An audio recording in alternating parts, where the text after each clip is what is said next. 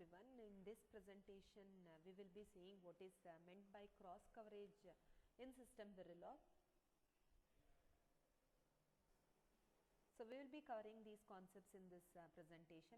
First one is what is meant by cross coverage. Second one is program example, which is going to give us a code for labeling cross coverage bins, and third one is how to read the summary report of code which we have used for labeling the cross coverage bins.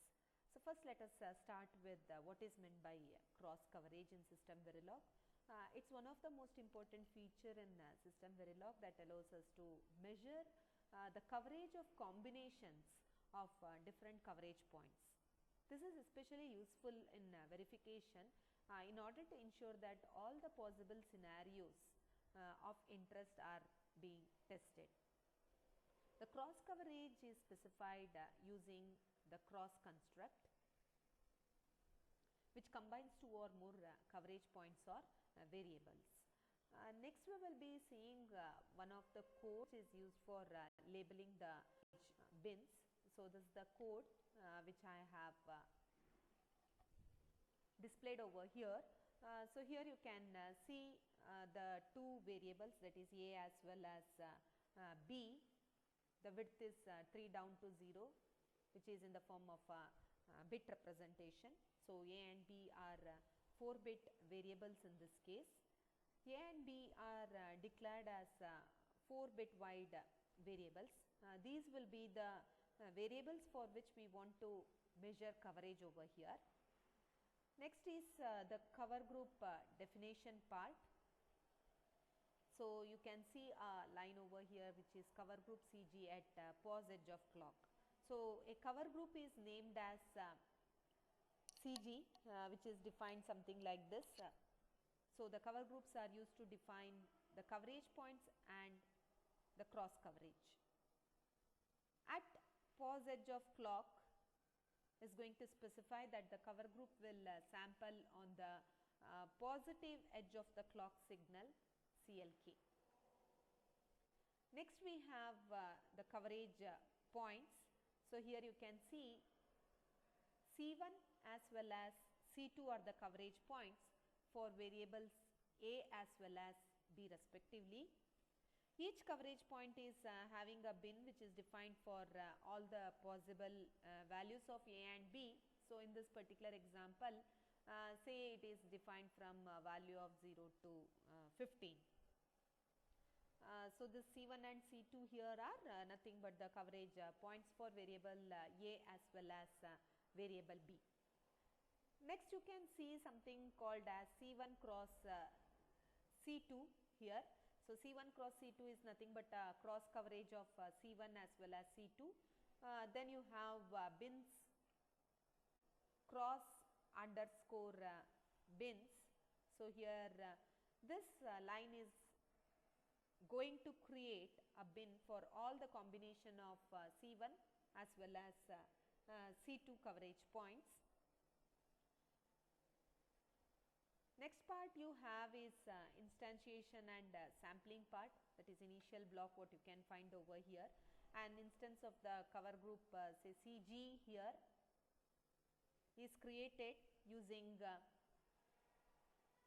CG underscore inst equal to new. Then you have the sample method which is called to sample the values of A and B at the positive edge of the clock signal. So, this is how we are going to code for labeling the cross coverage bins. So, in order to summarize this particular slide, we have variables, two variables say A as well as B in this example. So, A and B are the two variables what we have. These are the inputs for which the coverage is measured in this example. Then you have a cover group which is named as C. This is going to define the coverage points and cross coverage. Then you have two cover points C1 as well as C2 coverage points, measure the individual coverage for the variable A as well as B. Then you have a cross coverage C1 cross C2, which is going to measure the coverage of all combinations of A as well as B, that is from 0 to 15. Then you have the instantiation as well as the sampling part, which is going to create an instance of the coverage, that is cover group, and it is going to sample the values. This setup will make us ensure that we can track how well different combinations of A and B are tested in our verification environment. The last part is how to read out the summary report. As I already told you in the previous slide, we had A as well as B. We had A and B.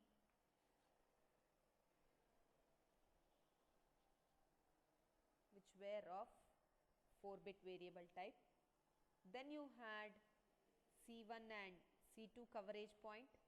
C1 is the coverage point for A and C2 is the coverage point for B.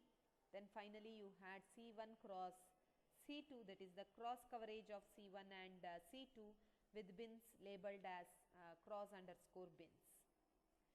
The summary report, this is just a brief summary report. There can be so many other parameters which you can visualize in the cross coverage report in the summary sheet.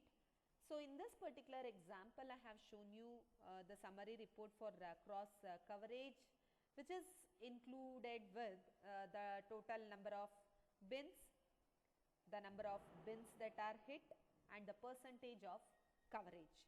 For example, we had 4-bit variables A as well as B, right, in the example. If A and B each have 16 bins, because in the bins A bin as well as B bin, we had defined it for 0 to 15 possible combination, that is 16. So let me consider that A and B each have 16 bins. Then the cross coverage C1 cross C2 will have 16 cross 16, which is nothing but 256 number of bins. I am getting the report something like this. So there are 256 bins, that is 256 total possible combinations I have, whereas the bins that are hit is represented only as 200, which means that 200 number of bins, 200 combinations were covered, which resulted in the percentage coverage as 78.1%. So this is how we are going to read the summary report which we are going to obtain from the cross coverage. So in this particular presentation, we try to cover what is meant by cross coverage, taking one program example, how to label the bins over there, and how to read the summary report of that cross coverage. Hope you understood this concept. Thank you for listening.